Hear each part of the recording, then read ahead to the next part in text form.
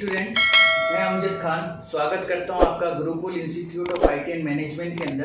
और आज हम पढ़ने वाले हैं सी प्रोग्रामिंग का एक और टॉपिक जिसे कहते हैं कि conversion of flow chart to language, example of simple algorithm. कि जो हमारी एल्गोरिथम होगी, जो सिंपल एल्गोरिथम होगी, उसको फ्लो चार्ट में कैसे कन्वर्ट करेंगे या फ्लो चार्ट से एल्गोरिथम में कैसे कन्वर्ट करेंगे।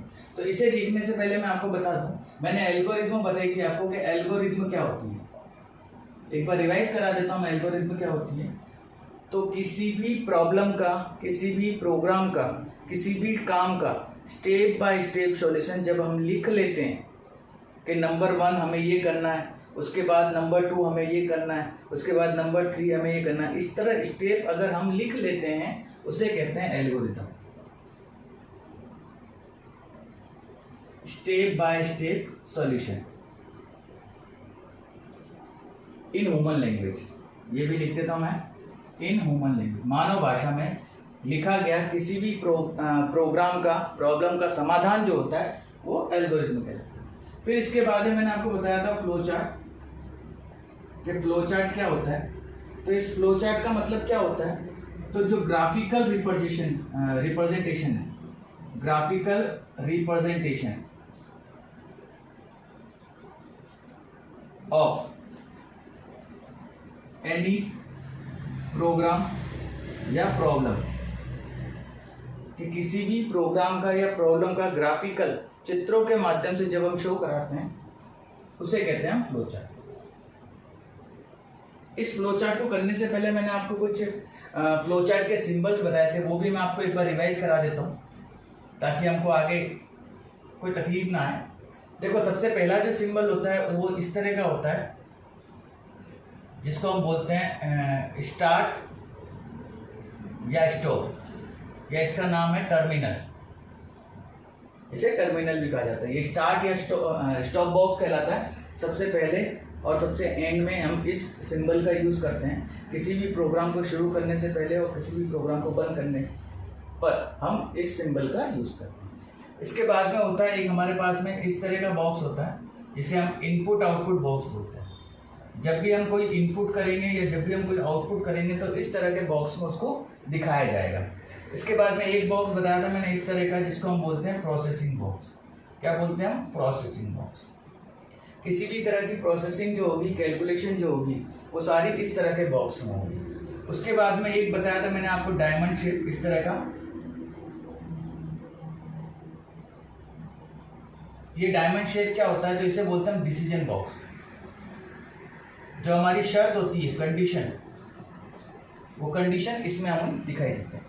इसके अलावा कुछ लाइनें होती है जो इस तरह से दिखाई देती हैं, इनको बोलते हैं फ्लो लाइंस,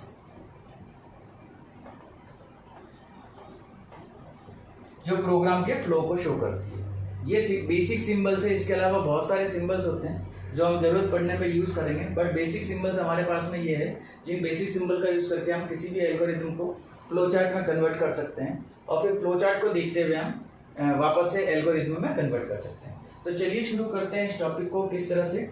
मैं यहाँ पर आपको एक प्रोग्राम लिख देता हूँ, उसके बाद में मैं आपको उसका कन्वर्जन बताता हूँ किस तरह से। जैसे हम एक एल्गोरिथम लिख रहे हैं, क्वेश्चन दे दिया मैंने। क्वेश्चन ये है कि write a program to add 2 numbers, कि 2 नंबर्स को ऐड करना है।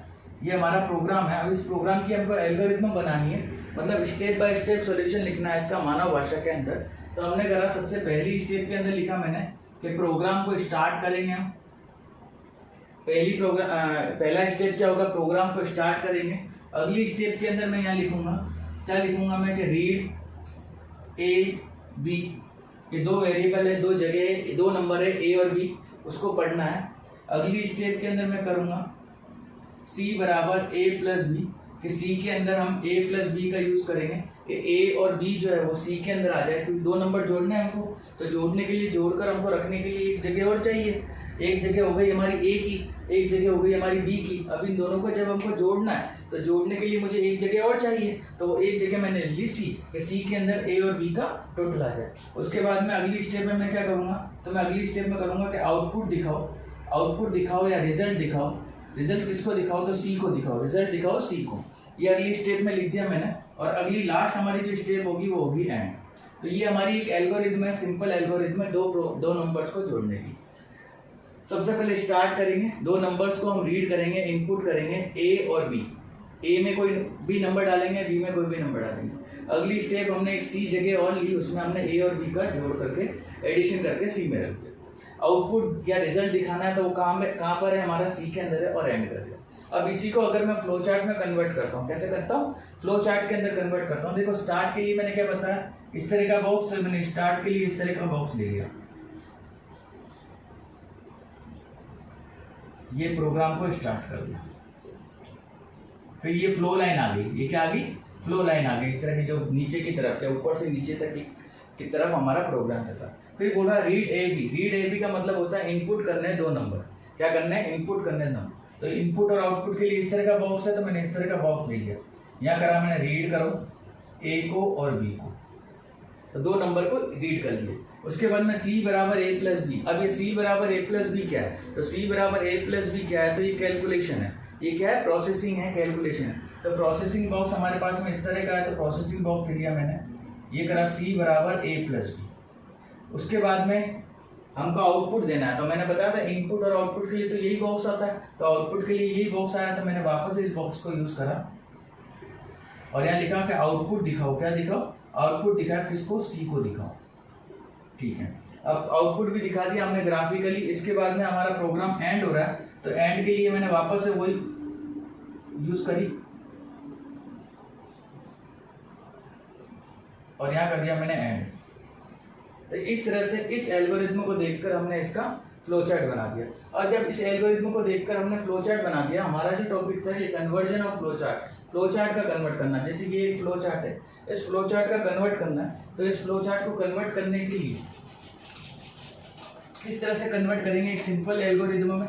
तो एक एग्जांपल कि फ्लो चार्ट को सिंपल एल्गोरिथम में, देखो स्टार्ट लिखा है तो पहली स्टेप एल्गोरिथम लिखने के लिए मैंने यहाँ कर दिया एल्गोरिथम लिखनी है। इस फ्लो चार्ट को देखते हुए, हमारे पास में कोई फ्लो चार्ट था, उस फ्लो चार्ट को देखते हुए एक सिंपल एल्गोरिथम में इसको कन्वर्ट करना है। सबसे पहले स्टार्ट लिखा हुआ, तो मैंने पहली स्टेप में लिख दिया स्टार्ट। अगली स्टेप हमारी क्या होगी, रीड ए बी, यानी इनपुट ए बी, तो यहां पर भी मैंने कर दिया कि रीड करो ए और बी। अगली स्टेप में मैंने क्या करा, ये बोला सी बराबर ए प्लस बी, तो सी बराबर ए प्लस बी। अगली स्टेप में क्या बोला है कि आउटपुट सी, तो आउटपुट सी मतलब रिजल्ट सी, तो आउटपुट सी, के सी को दिखाओ, और एंड। तो अगली स्टेप में मैंने कर दिया एंड। तो ये प्रोग्राम इस फ्लो चार्ट को देखकर मैंने क्या करा, एक एल्गोरिथम कन्वर्ट कर ली। इस रीड का मतलब है इनपुट, ध्यान रखना, इस रीड का मतलब क्या है, इनपुट, और इस आउटपुट को हम रिजल्ट भी कहते हैं। जो देखो पहले हमारे पास में एक एल्गोरिथम बने, इस एल्गोरिथम को देखकर मैंने फ्लो चार्ट बनाया, इस फ्लो चार्ट को देख के मैंने वापस एल्गोरिथम बनाया। तो आपको प्रोग्रामिंग सीखने के लिए इस तरह से आपको फ्लो चार्ट बनाना, एल्गोरिथम बनाना, और अगर एल्गोरिथम दे रखी है तो उसे फ्लो चार्ट में कन्वर्ट करना, और फ्लो चार्ट दे रखा है तो उसको एल्गोरिथम में कन्वर्ट करना आना चाहिए। यही आपका टॉपिक था कि conversion of flow chart to language example of simple algorithm, कि आपके पास में जो फ्लो चार्ट है उसको कन्वर्ट करना है सिंपल एल्गोरिथम के अंदर। तो मेरे फ्लो चार्ट को, हमारे फ्लो चार्ट को, अपने फ्लो चार्ट को मैंने एल्गोरिथम में कन्वर्ट कर दिया। यहाँ पर मैंने आपको सारी चीज़ें वापस से क्लियर कराई। एल्गोरिथम क्या होता है, तो स्टेप बाय स्टेप सॉल्यूशन होता है किसी भी प्रोग्राम का मानव भाषा के अंदर जब हम लिखते थे, उसी को ग्राफिकली शो कराना फ्लो चार्ट कहलाता है।